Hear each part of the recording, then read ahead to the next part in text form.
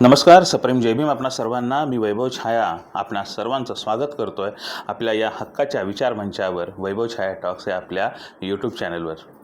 दोस्तो, साहित्याबद्दल बोलताना आपण अनेकदा कथानक, भाषा, शैली, रचना, सौंदर्यशास्त्र अशा चौकटी वापरतो. पण बहुतांश लेखक जेव्हा केव्हा लिहायला बसतात, मग ती कथा असो, कविता किंवा कादंबरी, जे पॉप्युलिस्टिक रायटिंग करणारे लेखक त्या सर्व चौकटींवर आपापल्या कलाकृतींचं दार बंद करून निघून जातात. पण काही सर्जनशील लेखक मात्र पावलापावलांवर या चौकटी उद्ध्वस्त करण्याचं सामर्थ्य दाखवतात. नुसतं दाखवत नाहीत, तर त्या जागी नवनिर्मितीनं भरलेलं मुक्त दालन उभारूनच दम घेतात. माझा मित्र अविनाश उषा वसंत हा त्यापैकी एक महत्त्वाचा साहित्यिक. आणि जेव्हा त्याची पटेली ही कादंबरी प्रकाशित झाली होती ना, तेव्हा भाषेच्या, सौंदर्यशास्त्राच्या, महानगरीय जाणीवा आणि नेनिवेच्या पूर्वापार रचित चौकटी त्यानं एकाच कादंबरीनं मोडून काढल्या होत्या. जेव्हा ही कादंबरी प्रकाशित होणार होती, तेव्हा पटेलीच्या मोजून 200 प्रतीही खपणार नाहीत म्हणून निर्भत्सना करणारे लोक कमी नव्हते बरं का. आणि पटेलीला हेतुपुरस्सर मारणारेही तितकेच होते. पण पटेली तरली, तगली नव्हे तर ती चांगली चक्क लखाखून निघाली. आणि आज कोणत्याही पाठबळाशिवाय 5,000 प्रती सहज विकल्या गेल्यात पटेलीच्या. आणि फ्रीवाल्या PDF कॉपींची तर संख्या विचारूच नका. एका बाजूला गिरणगाव, मुंबई, कामगार चळवळींचा इतिहास, महानगरी अस्तित्वाची कोंडी, तर दुसऱ्या बाजूला शरीर, लैंगिकता, एकटेपण, हिंसा, प्रेम, हतबलता, गल्लीबोळ, झोपडपट्ट्या, मानसिक कोलाहल आणि शहराच्या वेगात स्वतःला हरवून बसलेली माणसं आणि त्यांच्या भावविश्वाला मुंबईच्या एका वेडसर, अस्ताव्यस्त आणि अनफिल्टर्ड कॉन्शियसनेसमध्ये घडणाऱ्या प्रवासाला मुक्तपणे सर्वांसमोर आणणारा लेखक म्हणून अविनाशची ख्याती आहे. आणि तेच पटेलीमध्ये अगदी जसंच्या तसं प्रामाणिकपणे उतरलेलं आहे.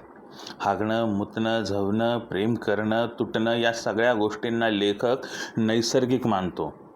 कुठलं सोहळं नाही बरं का, कुठलाही दिखावा नाही आणि कुठलाही सेल्फ सेन्सॉर नाही. म्हणूनच पटेली वाचताना अनेकांना ती कथानक असलेली आणि नसलेली अशा दोन्ही अवस्थांमध्ये जाणवते. जणू काही कॉस्मिक कॉम्प्युटरच्या एखाद्या विचित्र प्रोग्राममध्ये आपण शिरलो आहे, ज्याचं डिकोडिंग सरळ रेषेत करता येत नाही. नामदेव ढसाळ, भाऊ पाध्ये यांच्या परंपरेनंतर मुंबईच्या नव्या मानसिक भूगोलाला भेटण्याचा प्रयत्न करणाऱ्या लेखकांमध्ये आज ज्या नावाची जोरदार चर्चा आहे, तो लेखक म्हणजे अविनाश उषा वसंत. आता पटेलीनंतर त्याची दुसरी कादंबरी येते, ठसन. ठसन ही फक्त पुढची कादंबरी नाही, तर अनेकांच्या मते पटेलीच्या विश्वाचा पुढचा विस्फोट आहे. त्या विश्वातलं पुढचं अंधारलेलं वळण आहे, पुढचा मानसिक प्रवाह आहे आणि पुढची अस्वस्थता देखील आहे.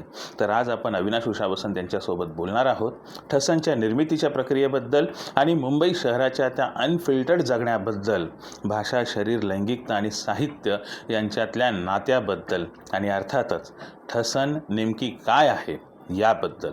यासोबतच साहित्य, राजकारण, महानगरीय संस्कृती, दलित लेखन आणि नव्या पिढीच्या अभिव्यक्तीवरही भरपूर चर्चा होणार आहे. आणि मला खात्री आहे की आजचा हा पॉडकास्ट काही लोकांना प्रचंड आवडेल, काहींना अस्वस्थ करेल, तर काहींना धक्का देईलही. पण एक गोष्ट नक्की, तो कुणालाही इनडिफरंट ठेवणार नाही. तर चला स्वागत करूयात लेखक अविनाश उषा वसंत यांचं. अविनाश, नुकताच तोडीमिल फॅन्टसीच्या प्रयोगाच्या दरम्यान ठसन कादंबरीचं लॉन्चिंग झालं, तेही एका रॉक व्हर्जनच्या प्रमोशनल सॉन्गने. कसा अनुभव होता? लोकांनी काय प्रतिक्रिया दिली? कारण माझ्या मते पहिल्यांदाच मराठीत अशा पद्धतीनं एक रॉक व्हर्जनचं असलेलं प्रमोशनल सॉन्ग घेऊन एका कादंबरीचं लॉन्चिंग होत आहे आणि त्याच्यानंतर तू ऑनलाईन बुकिंगही सुरू केलेली होती. तर मला सांग, लोकांचा प्रतिसाद कसा होता आणि तुला स्पेशली काय वाटलं? खरं तर आहे ना, खूप चांगला प्रतिसाद होता. हा जो जी गोष्ट आपण ही केलेली आहे प्रमोशनल सॉन्ग बनवण्याची, किंवा पटेलीच्या वेळी आपण आहे ना, सिनेमाला जसे टीजर असतात तसे टीजर बनवण्याचा प्रयत्न केला होता. मराठी साहित्याच्या प्रमोशनसाठी अशा प्रकारे आक्रमकतेने तसा विचार केला तर पहिल्यांदा होता. याच्या अगोदर काही टीजर झाले होते. पण ह्यावेळी काहीतरी नवीन काहीतरी करायचं, काय करू शकतो आपण ह्याच्यावर जर चर्चा करत होतो माझा मित्र विनायक कोळवणकर याच्याबरोबर. तर मग असंच चर्चा करता सुचलं की ना आपण ह्याच्यावरती ना गाणं बनवू शकतो. ठसन ह्याच आहे ना नावाचं आपण टायटल सॉन्ग बनवू शकतो आणि आपण त्याचं आहे ना प्रमोशनल सॉन्ग म्हणून आपण ते सुरू करू शकतो. तर तेच आहे ना ते गाणं बनवलं गेलं. ते दुर्गेश काळेने ना लिहिलं आणि दुर्गेश काळे खूप महत्त्वाचा आता आहे ना आपला गायक तर आहेतच मराठीमधला. पण मुळात तो आहे ना खूप चांगला गीतकार आहे. तो वेगवेगळी त्याची रेंज जर बघितली तर तो फोकपासून म्हणजे जे सगळ्या लोकसाहित्यातली जी चांगली जाण असल्यामुळे ती लोकगीतं तर लिहितोच, पण तो महानगरी असेल किंवा आपल्या ना ग्रामीण कुठल्याही भागातलं अगदी गाणं तो सहज लिहू शकतो. तेवढं कारण की त्याचा आहे ना चांगला अभ्यास आहे, वाचन आहे. तर तेही गाणं सुद्धा त्याने सुरुवातीला लिहिलं. काही गोष्टी मग एक स्टांजा वगैरे परत मी लिहिला. काही शब्दांचे चेंजेस केले. मग अशा आम्ही दोघांनी मिळून ते गाणं तयार केलं आणि अगस्ती परबने त्याचं आहे ना संगीत दिलं, म्युझिक दिलं. म्हणजे देसिरीप जो त्यांचा बँड आहे सगळा अख्खा गिरण गावातला तो मुळात आहे ना एकमेव बँड असावा, रॉक बँड असावा आणि त्यांना ते एक गिरण गावाची एक प्रॉपर समज असणारी, गिरण गावामधलं जे सगळं अवकाश आहे, हे एकदम परफेक्ट ते पकडतात, व्यापणारं. त्यामुळे मग तेच की बाबा मग तोडी मिल फॅन्टसीच्या प्रयोगामध्येच आहे ना त्याचं ओपनिंग करावं असं असं आहे ना विनायकने सुचवलं. मग त्याच्या आहे ना म्हटलं की कव्हर लॉन्च सुद्धा करू आपण त्याच्यामध्ये. मग कव्हर लॉन्च सुद्धा केलं आणि गाण्याचं आपण आहे ना प्रमोशन सुद्धा तिथे ना सुरुवात केलं. तर त्यानंतर मी त्या जवळ-जवळ एक 250 जे प्रेक्षक होते, त्या 250 प्रेक्षकांनी खूप म्हणजे तर आपण जर आहे ना गाण्याच्या नंतर आपण बघितलं तर ते खूप जबरदस्त रिस्पॉन्स आणि टाळ्या वगैरे त्याच्यामध्ये ना मिळाल्या होत्या. त्या प्रयोग संपल्यानंतर सुद्धा अनेक लोकं स्वतः येऊन विचारत होते आणि त्यांच्या तोंडात होतं. ठसन असं एकदम असं ठसन, ठसन असं एकदम सारखं त्यांच्या तोंडात असल्यामुळे त्यांनी सुद्धा सांगितलं शुभेच्छा देत होते कादंबरीसाठी. अनेकांनी विचारणा केली की कधी कादंबरी येईल? ती उत्सुकता त्या गाण्यामुळे जास्त वाढली होती आणि बाहेर सुद्धा अनेक लोकांनी मला विचारलं की "अरे, खूप चांगला प्रयोग केलाय. एक वेगळं काहीतरी हे केलेलं आहे, गाणं बनवणं हे खूप अगदी, चांगली अगदी. गोष्ट आहे." अविनाश मला त्यालाच धरून प्रश्न विचारायचा आहे. तो असा, की तोडी मिल फॅन्टसीचाच प्रयोग का निवडला? काय कनेक्शन आहे ठसनमध्ये आणि तोडी मिल फॅन्टसीमध्ये? आणि कारण दोघांचेही बॅकग्राऊंड हे गिरण गावाचे आहेत. त्याच्या पलीकडे या दोघांमधलं नातं काय?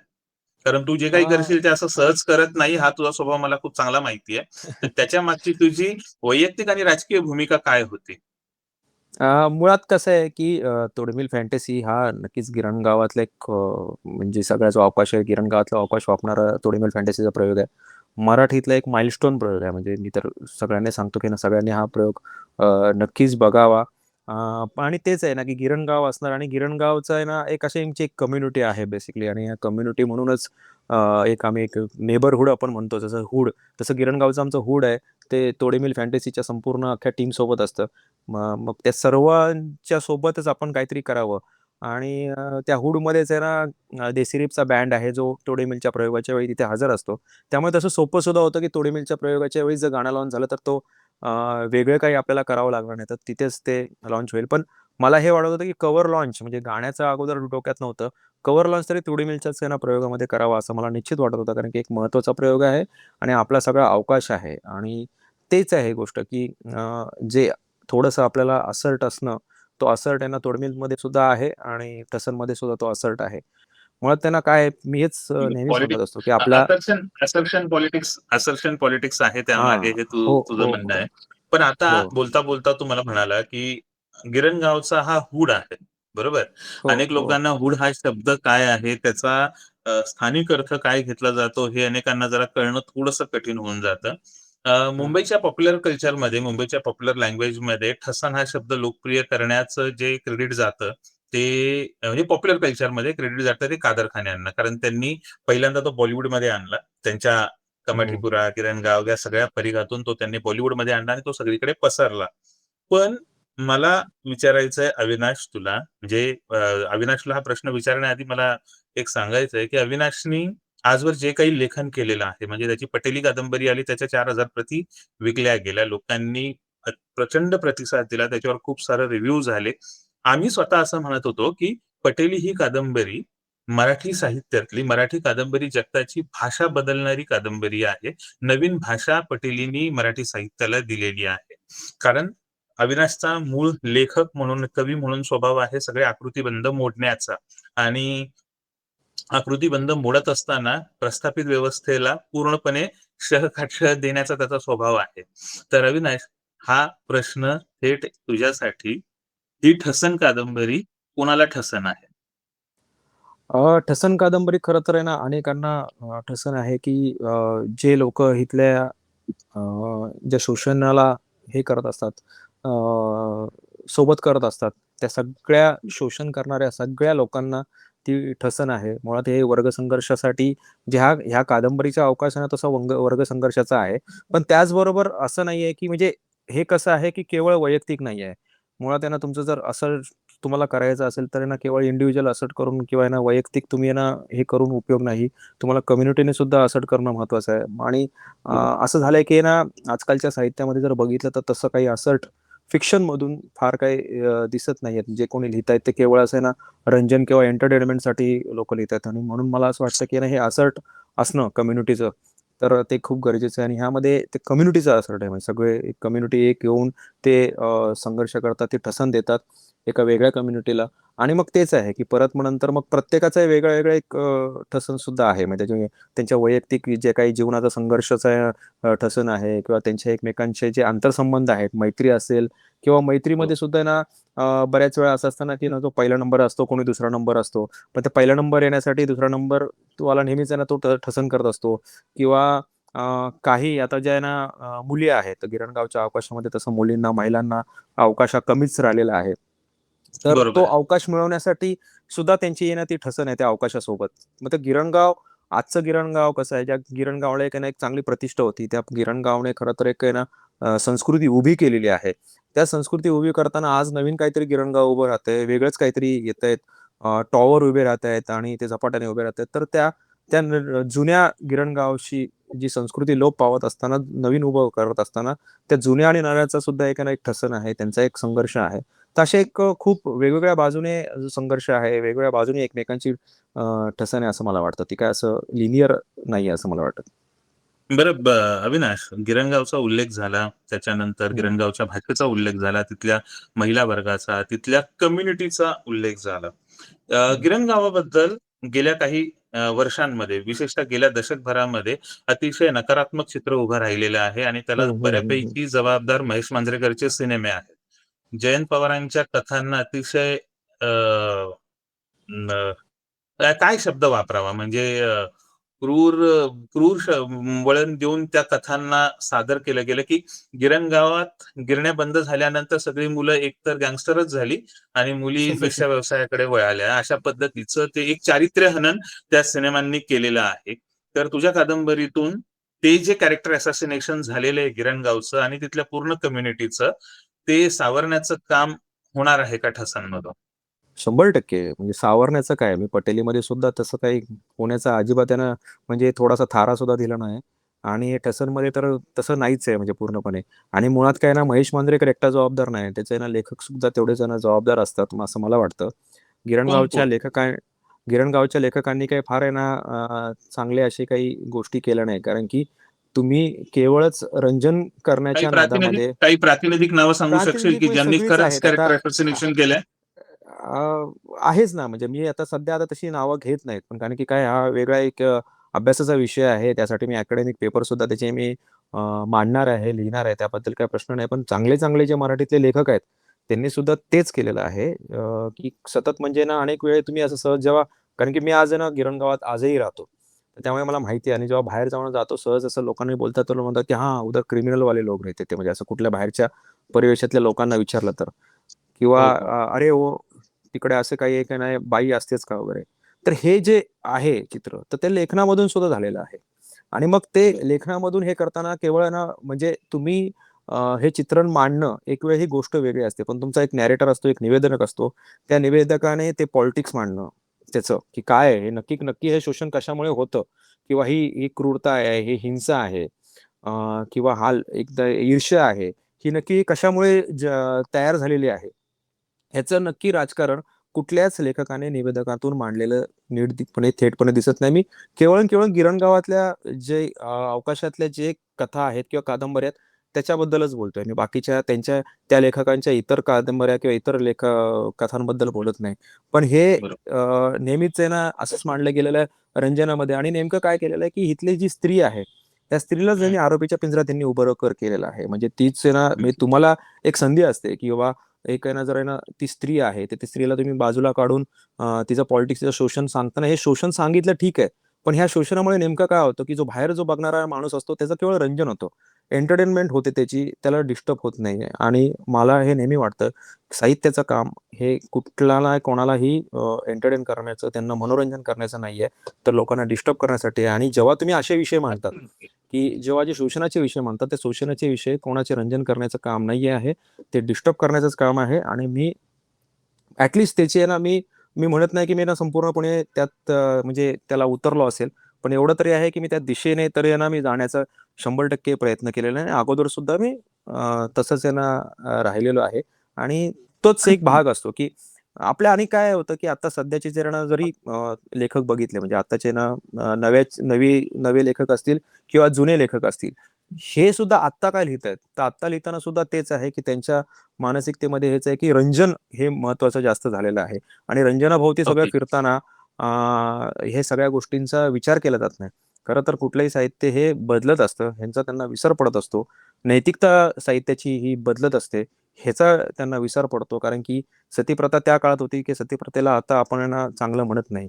तर तसंच जेव्हा सामाजिक संकल्पना जेव्हा बदलतात, लोकांना कळतात, तशा सामाजिक संकल्पनेनुसार तुमचं साहित्यसुद्धा बदलायला पाहिजे, ह्याचा विसर बरोबर. पडतो. त्यामुळे काय करतात तुम्ही नकळतपणे जो तुमचा जो अधिवास असतो, त्या अधिवासाला तुम्ही नकळत क्रिमिनलाईज करत असतात. असं मला वाटत ॲब्सोल्युटली, असतं. ॲब्सोल्युटली, ठीक आहे. मग ॲब्सोल्युटली. त्यामुळे हे हां. हे जे क्रिमिनलायझेशन आहे आपलं, म्हणजे आपल्या आदिवासाचं, आपल्या सोशल लोकेशनचं जे क्रिमिनलायझेशन आहे, हे टाळलं पाहिजे साहित्यिकांनी, असा माझा नेहमीचाच आग्रह असतो. आणि ह्याच्याबद्दल मी नेहमी व्होकल पण असतो. म्हणजे मी असं नाही की मी सांगतो सुद्धा. ज्यांच्याकडून हे दिसतं मला असं, कोणीतरी आहे ना ह्या सोशल लोकेशनच्या क्रिमिनलाइज म्हणजे, नाहीतर सरळ-सरळ काय असं माहिती आहे ना, बघितलं ना, की बहुजन लोकं आहेत ते म्हणजे क्रिमिनलच असतात किंवा हो, तेच आहे हो. ना सगळ्या हिंसा, क्रूर त्यांच्याकडेच असतं. का हे काही हं, इतर हं. लोकांमध्ये नाहीये का? हा एक हे सगळा संपूर्ण युनिव्हर्सल भाग आहे. पण ह्याची जेव्हा चर्चा होते, तेव्हा नक्की आहे ना कोण कोणासमोर धरलं जातं, कोण पुढे जातं, की इथला आहे ना जो एस-सी-एस-टी समुदाय आहे किंवा इतर अजून जो निम्न वर्गातला, आर्थिकदृष्ट्या निम्न वर्गातला समुदाय आहे, बरोबर, त्याच्याकडे बरोबर. त्यांना हे केलं जातं, बोट ठेवलं जातं. पण मग जेव्हा तुम्ही अशा गोष्टीवरती साहित्यात मांडतात, तर त्यावेळेला तुम्हाला एक काळजी घेण्याची गरज असते असं मला वाटतं. बरं. तुम्ही मांडा, पण निवेदकाने तुम्हाला राजकारण त्याचं लक्षात ठेवलं पाहिजे. अगदी, अगदी, अगदी. तू जसं आता मला म्हणाला, की अधिवासाचं पण एक राजकारण असतं. आपण त्याला पॉलिटिक्स ऑफ सोशल लोकेशन म्हणजे आपण हं, म्हणतो हं. ना, की आपलं लोकेशन काय आहे, आपलं पर्यावरण काय आहे, त्या सगळ्या हं, गोष्टींवर आहे. या पर्यावरणाची एक भाषा आहे आणि त्या भाषेतून अनेक पात्र तयार होतात. त्या हं, पात्रांची पण एक विशेष नावं असतात, जी गिरणगावामध्ये, मुंबईतल्या वाड्या वस्त्यांमध्ये हं. जी नावं असतात. अ, आता प्रेक्षकांना मी सांगू इच्छितो, आपण रील्स बघत असतो. त्याच्यामध्ये कुत्र्याची एखादी रील असते, त्याला डॉगेश भाई म्हटलं जातं. माकडाची रील असेल तर त्याला मंकेश भाई म्हटलं जातं. तर खरं तर ही जी टर्मिनॉलॉजी आहे किंवा हे जे शब्दांच्या ज्या गमती आहेत ना, ह्या वस्त्यांमधूनच सुरू झालेल्या आहेत. चमकेशगिरी बंद कर. ते हं. चमकेश, बरोबर. वंटेश या शब्दातूनच मग नंतर हे सगळे पॉप्युलर कल्चरमध्ये मग सगळीकडे पसरलेले आहेत. अविनाश, ठसन कादंबरी ही सुद्धा अशाच सगळ्या पात्रांनी भरलेली आहे. म्हणजे जे आपण पात्र हो. आजपर्यंत बघत आलेलो आहे. फ्रॅक्चर बंड्या असेल, चंदू अगदी. चवन्नी असेल.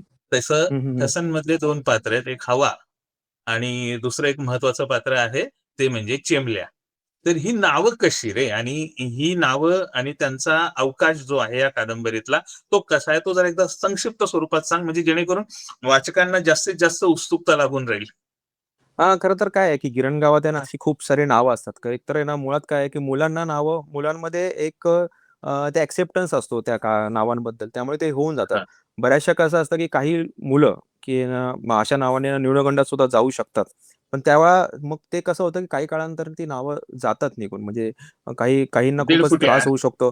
दीडफुट्या म्हणा किंवा काही ना लोकांच्या शारीरिक व्यंगावरून आहे ना चिडवलं हो, जातं. हो. तर त्यामुळे त्यामुळे ती नावं ना पण ती तशी नावं टाळलेली आहेत आपण म्हणजे त्या ह्याच्या नाही. आणि हे आहेत मुलींना सुद्धा अशी नावं नसतात. म्हणजे मुलींना किंवा हं. मुलं नावं ठेवतात. मग त्यांचा मुलींकडून अच्छा. एक्सेप्टन्स नसतो. कारण की मुलींना कधी असं आहे ना त्यांच्यात एकत्र अवकाशामध्ये राहतच नाहीत. हा गिरणगावचा अवकाश किंवा चाळींचा अवकाश किंवा कुठलाही आपण आपण म्हणतो की ना झोपडपट्टीसारख्या ठिकाणी सुद्धा जो अवकाश असतो तो मुलांनी व्यापलेला असतो. मुलींना हं, खूप हं. कमी संधी असते त्याच्यामध्ये. ती संधी आत्ता मिळायला लागलेली आहे. पण जुन्या काळात आता ठसनचा जो सगळा काळ आहे हा साधारणतः 98 ते 2003 वगैरे अशा काळामधला एक 5-7 वर्षामधला जो काळ आहे, त्या काळात हे घडणार आहे. आणि त्या काळात आहे ना ही गिरणगाव चाळींमधले महिलांना किंवा मुलींना तशी काही संधी नव्हती. म्हणजे इथे ना संपूर्ण हे सण उत्सव दिसत असतील. पण सण उत्सवात सुद्धा मुलींना किती संधी आहे? ती संधी कमी आहे. तर तसंच ते नावांचं सुद्धा आहे. नावांची मुलींची नावं तुम्हाला दिसणार नाहीत. तशी मुलांची असतात. मग मुलांच्या नावांमध्ये मग बरेचसे नाव आहेत. मग चेंबल्या हवा आहे, सुमडी आहे, टपाड आहे, चिंपट आहेत किंवा नंतर मग आहे ना रावस आहेत. म्हणजे अशी वेगवेगळ्या गोष्टींवर नावं पडली जातात त्यांच्या त्यांच्या ना स्किलने किंवा काहीतरी आहे ना वेगवेगळ्या गोष्टीमध्ये एक नजाकत शोधली जाते. खरं तर हे सुद्धा आहे ना हुडचा पार्ट आहे. नेबरहूडचाच पार्ट आहे. नावांची ही जी निर्मिती आहे, त्याची सुलभ सोपं करण्यासाठी. कारण की बऱ्याच वेळा काय होतं, की सुनील नावाची नावं 10 लोकं असतात एका चाळीमध्ये. कारण की जर वाक्यश बघितला तर गावापेक्षा म्हणजे गावामध्ये साधारणतः एका गावामध्ये 100 घरं असतात, तसं चाळीमध्ये सुद्धा 100 घरं असतात. तर एका ह्याच्यामध्ये 10-12 सुनील, 2-4 सचिन अशा वेगवेगळ्या लोकांना वेगवेगळ्या नावाने कसं बोलायचं? तर त्यानिमित्ताने मग अशी नावं पडतात आणि हे इंडस्ट्रियल सेटलमेंटमध्ये होत आलेले आहे. पॉप्युलर कल्चरमध्ये ह्या गोष्टी नाही आहेत. पण जेव्हा इथे ह्या गोष्टी गिरणगावामध्ये सहज एकदम सापडून येतात आणि तशीच नावांची निर्मिती सुद्धा अ, एक पॉलिटिक्सचाच भाग म्हणूनच येत असते. अगदी, अगदी. अविनाश, तू सातत्याने गिरणगावावर बोलत आलेला आहे. गिरणगावच नव्हे, हं, मुंबईतल्या सर्व वस्त्या, वाड्या वस्त्यांबद्दल तू बोलत आलेला आहे, लिहित आलेला आहे. प्रत्येक आंदोलनामध्ये तुझी सक्रिय भूमिका राहिलेली आहे. हं, म्हणजे हं, लिहिती, बोलती आणि कार्य करती अशा तिन्ही प्रकारच्या भूमिका तुझ्या राहिलेल्या आहेत. त्यामुळे मला हं, एक खूप अटीतटीचा प्रश्न विचारायचा आहे. हं. गिरणगावाचं आयुष्य आता किती वर्ष राहिलंय? कारण रिडेव्हलपमेंटनी गिरणगाव खाल्लंय. कदाचित हो, अनेक चाळींनी गेल्या वर्षी शेवटची दिवाळी पाहिली असेल. शेवटचं त्यांचे सण पाहिले असतील. शिमगा शेवटचा झाला असेल, गणपती शेवटचा झाला असेल. अनेक ठिकाणची आत्ताची एप्रिलची जयंती शेवटची झाली जयंती. असेल. तर हं. तर आता किती वर्ष राहिली आहेत? आणि हे अ, राजकारण काय, हे राजकारण नेमकं त्या बिल्डिंगींना घशात घालतंय का गिरणगावामधल्या लोकांचाच बळी घेतंय? मुळात आहे ना गिरणगावातल्या जो लोकांचा बळी हा जो शब्द वापरला तर तो खूपच म्हणजे मला सुद्धा टोचणारा शब्द आहे.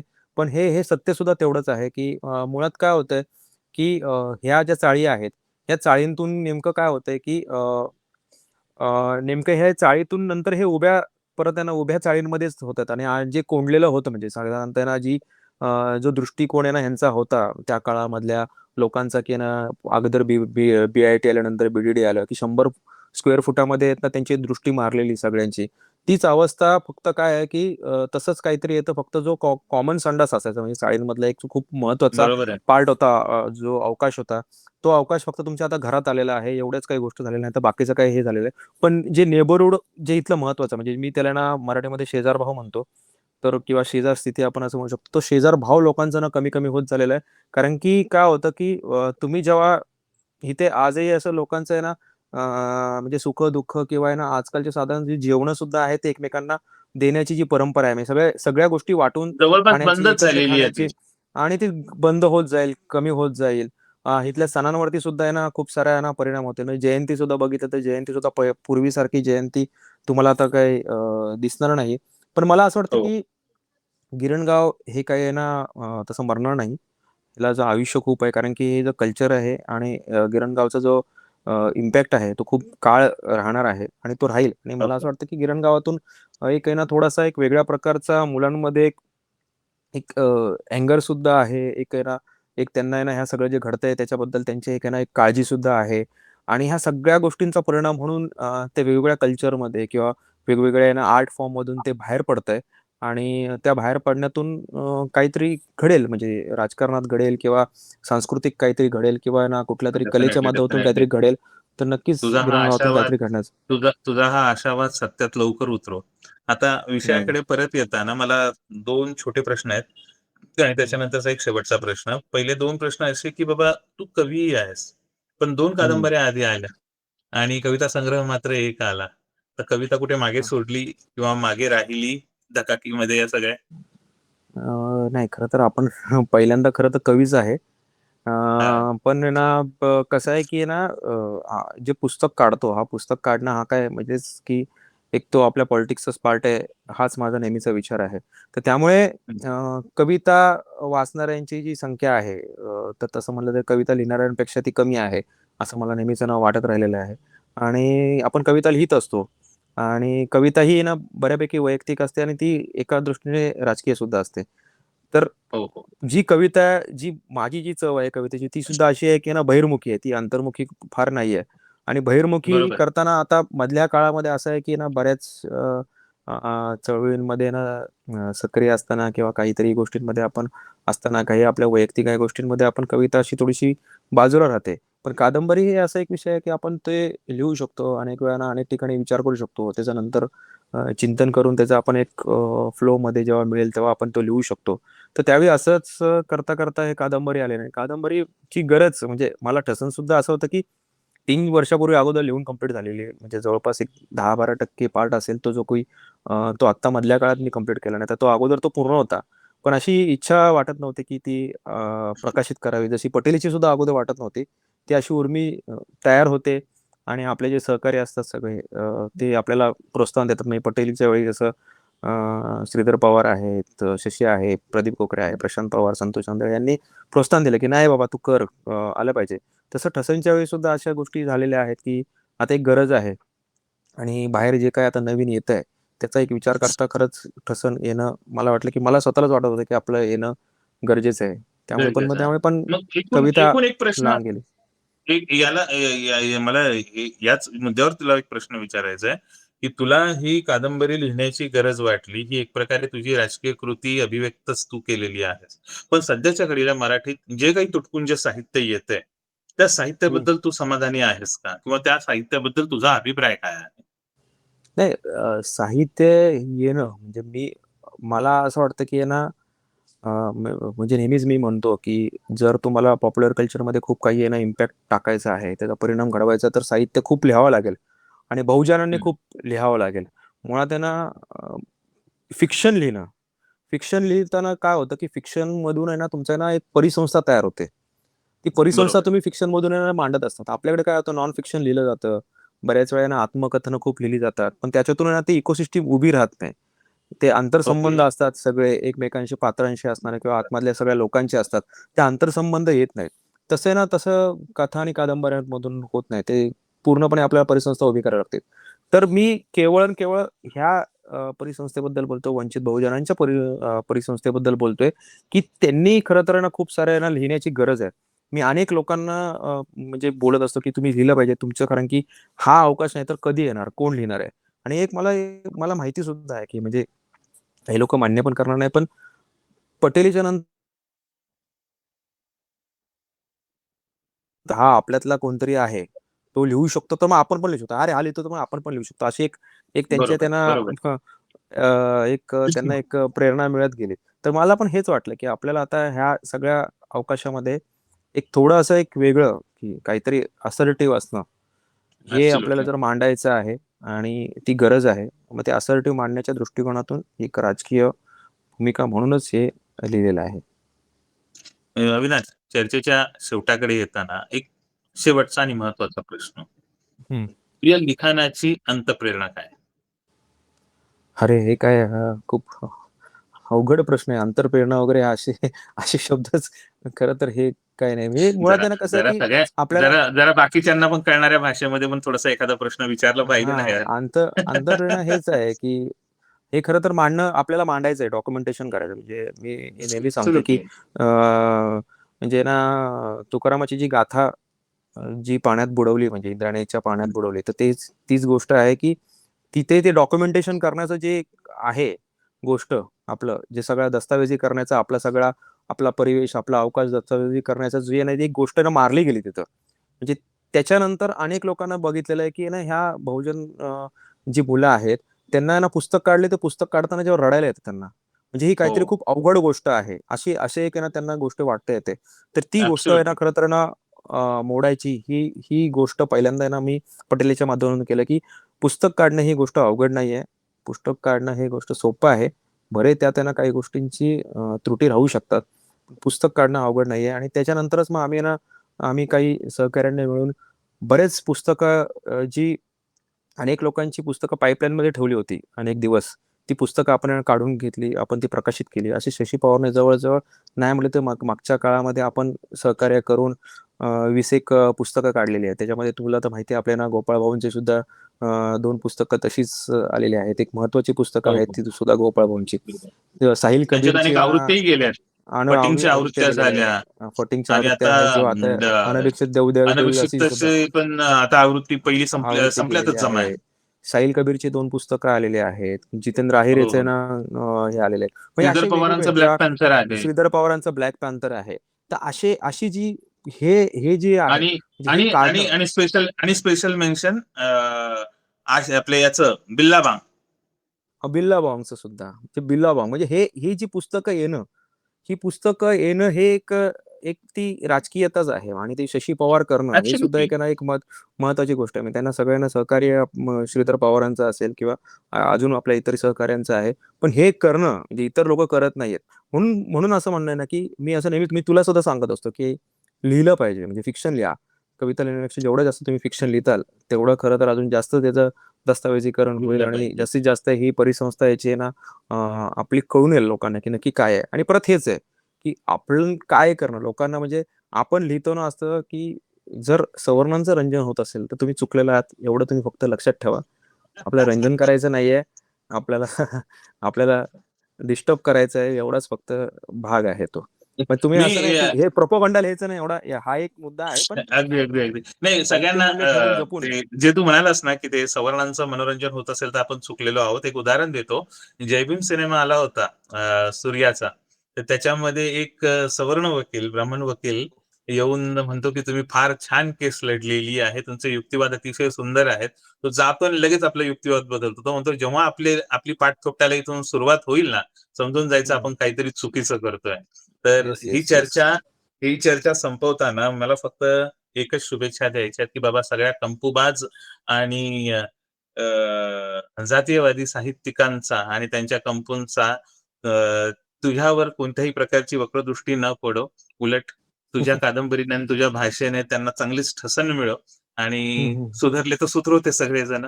तुझी राजकीय नाही कृती, नाही ते तुझी राजकीय सुधारलेलेच आहेत. भूमिका अ, ते सुधारलेलेच काय, आहेत. काय? आपण हां, हां. बिघडलेलो आहोत. ते सुधारलेलेच आहेत. आपण बिघडलेलो आहोत. हां, हां. तर अजून जास्त बिघडण्याची आहे ना खरं तर आपल्याला गरज आहे. तर जास्त बिघडू तेवढं जास्तीत जास्त वेगळेपण येईल आणि वेगवेगळे जो अनुभव आहे तो चित्तारला जाईल. सुधारलेले लोकं आहे ना वेगवेगळे अनुभव लिहित नाहीत. त्यांचा एकच अनुभव असतो. अगदी. अविनाशची कादंबरी ठसन जर तुम्हाला मागवायची असेल म्हणजे काय तुम्हाला मागवायचीच आहे. त्यासाठीचा क्यूआर कोड आणि डिटेल्स इथे स्क्रीनवर तुम्हाला दिसत असतील. जर इथे स्क्रीनवर दिसत नसतील, मध्ये-मध्ये फ्लॅश होत राहतील ते. पण जर समजा तिथूनही तुम्हाला जर ते क्यूआर कोड स्कॅन करता नाही आला, तर डिस्क्रिप्शनमध्ये त्याच्या सगळ्या डिटेल्स टाकलेल्या आहेत. कादंबरी आजच बुक करा. प्री बुकिंग चालू आहे. सवलतीच्या दरात आहे. आजच ती मागवा आणि नुसती मागवू नका. स्वतःसाठी एक मागवा आणि गिफ्ट करण्यासाठी एक मागवा. बहुजनांचं राजकारण असतं. आपण गिफ्ट देताना पुस्तकं गिफ्ट देतो, ज्ञान गिफ्ट देतो, माहिती गिफ्ट देतो. तर ही कादंबरी, ठसन कादंबरी स्वतःसाठी एक मागवा आणि मित्राला, मैत्रिणीला, होणाऱ्या बायकोला, प्रेयसीला, होणाऱ्या नवऱ्याला, प्रियकराला गिफ्ट देण्यासाठी ही अजून एक एक्स्ट्रा कॉपी मागवा. ही मी तुम्हाला जाहीर आवाहन करतो. सगळ्या डिटेल्स इथे डिस्क्रिप्शनमध्ये आहेत. अविनाश, वेळात वेळ काढून तू इथे वेळ दिलास आणि छान चर्चा केली. अनेक गोष्टी उलगडून सांगितल्या. नवीन-नवीन भाषा, नवनवीन शब्द, नव्या पद्धतीनं गिरणगावचा अवकाश तू सगळ्यांना समजावून सांगितला. त्यासाठी तुझं खूप-खूप आभार. आणि या तुझ्या तिसऱ्या साहित्य कृतीसाठी आणि दुसऱ्या कादंबरीसाठी खूप-खूप अभिनंदन. तसंच अभिनंदन प्रकाशकांचंही. आणि याच्यानंतर लगेच माझा प्रयत्न राहील अक्षय मोहितेला घेऊन येण्याचा त्याच्या बिल्लाबाँग या कादंबरीसाठी. तेव्हा आपण सगळे मिळून नक्की चर्चा करूयात. आणि प्रकाशन कधी होतंय कादंबरीचं? अजून काही निश्चित नाहीये, पण करू. करूयात. बरं, आम्ही वाट हो, पाहू सगळेजण. आणि आय नक्कीच. होप तुला ही चर्चा आवडली असेल. तर तूही एक हो. शेवटचं आवाहन करून टाक सगळ्या प्रेक्षकांना. सर्वांनी नक्कीच आहे ना कादंबरी विकत घ्या आणि विकत घेऊन वाचल्यानंतर तुम्हाला हं, जे काही बोलायचंय ते बिनधास्त बोलू शकतात. असं काही नाहीये आपल्याकडे. अभिप्राय आपल्याला मुक्तपणे कशाही हं. पद्धतीने अभिप्राय द्यायचा तुम्ही सोशल मीडियावर लिहा आणि किंवा जर पर्सनल तुम्हाला काही सांगायचं असेल तर पर्सनल मेलवरती लिहा, फोन करायचा, फोन करून सांगा. पण अभिप्राय द्या, नक्कीच आवडेल आणि सगळ्यांनी घेतले तर तुमचा आनंदच म्हणजे मला मला सुद्धा आनंद होईल. तुम्ही अभिप्राय दिला तर. नक्की. तर चला दोस्तो, ही चर्चा तुम्ही शांतपणे ऐकली, शेवटपर्यंत ऐकली त्यासाठी मी तुम्हा सगळ्यांचं आभार व्यक्त करतो. आणि माझ्या कविता लेखनातल्या 2-3 मेंटॉर जे आहेत, त्या मेंटॉरपैकी एक असलेल्या अविनाशला मी खूप शुभेच्छा देतो. ही ठसन सगळ्यांना चांगली जोरदार पळू दे आणि फुलू दे. ओके. थँक धन्यवाद. Thank you.